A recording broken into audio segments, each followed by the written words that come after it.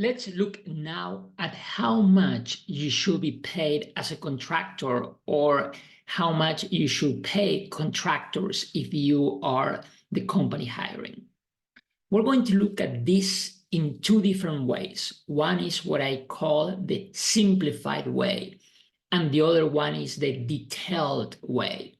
And we're going to arrive to the exact same numbers. Here is how the simplified way works. Take your annual salary, for example, $100,000, and divide it by 2,000 hours. This is your base. And then multiply that base by 2. This will be your low rate. Then multiply the base by 3. This will be your high rate. Let's see now how we do it with a real example. We take your annual gross salary of $100,000 and you divide it by 2,000. That will give us $50, which is the base. Then on step 2, we're going to multiply the $50 by 2. This will give you a low rate of $100. And then we're going to multiply the base of $50 times 3. And that will give you a high rate of $150. Based on this, you should charge somewhere between $100 and $150 per hour. Why do I divide by 2,000? Because it's a simple number that you can do in your head. Additional people may work 2,000 hours per year if they work 40 hours per week for 50 weeks during the year. That is taking 2 weeks of holidays. Some outsourcing companies do use 2,000 hours to calculate the annual salaries. Why do I multiply times 2 or 3?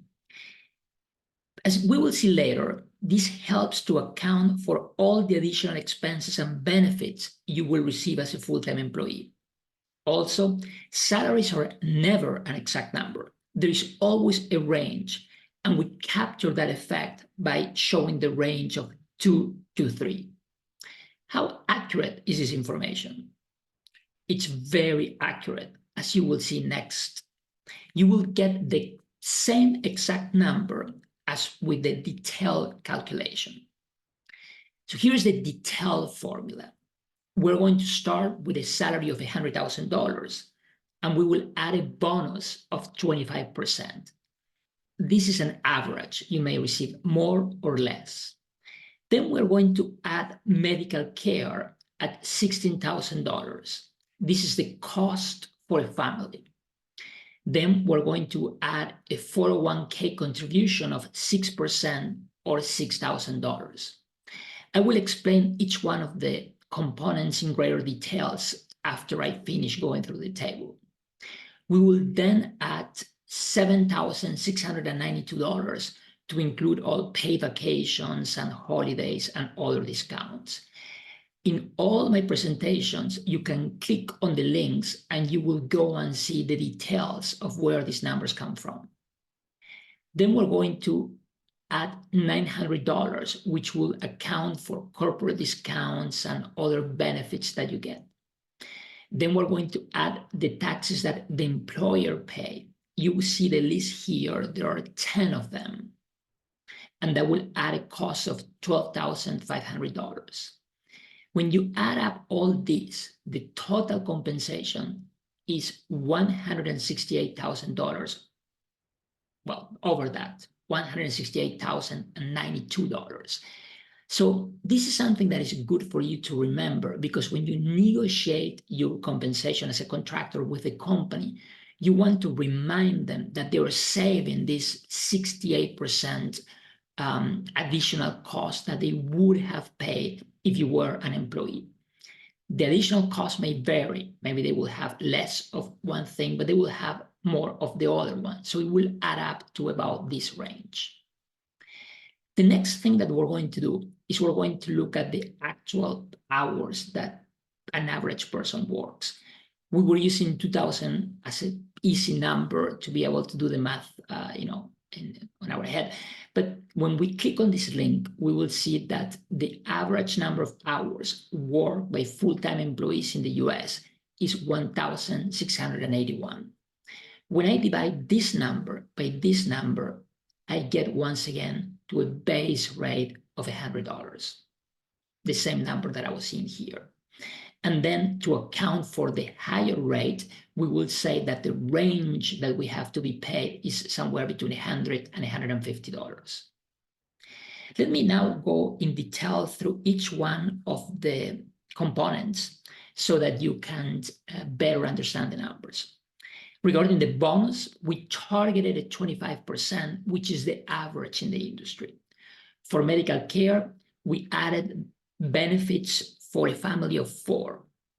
And as I mentioned before, all my numbers have a link where you can check the specific source of information. For the 401k contribution, this is a pension plan that we have in the US, we assume an employer 401k contribution of 6%. For the paid vacation and public holidays, when you work as an employee, you get paid vacation. These are several days. It could be, for example, the 4th of July or Christmas Day. But when you work as a contractor, you are paid per hour, so you don't have that benefit. Regarding the corporate discounts, this list here, there are numerous benefits that you get as a full-time employee. And you will see value in some of them, and I will see value in others.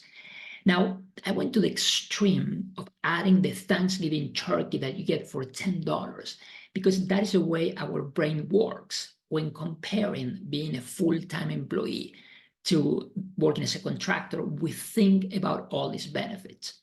For you, maybe it's more interesting the gym or the discounts that you get for daycare or hotel. In my case, it'll be more important the iPhone that I get. So all those benefits are added right here. And when you have this done, you see that the numbers are exactly the same, right? For the employer taxes, if you want to look at the whole list, they're here. And there are 10 to 11, depending on which state you live. So either with the simplified way or the detailed way, you know that the rate that you want to charge or that you want to be paid when you make $100,000 is between 100 and 150. Now, what do you do if the gross salary that you're working is much lower? Is, say, for example, 50,000. You apply the exact same formula. You take 50,000 and you divide it by 2,000, and then you multiply it times 2 or 3. I'm using $100,000 as a reference because it's an easy number to have as a benchmark. And then if you make, for example, $200,000, you will simply double this. You will say 200 to 300 and so on. I hope this helps.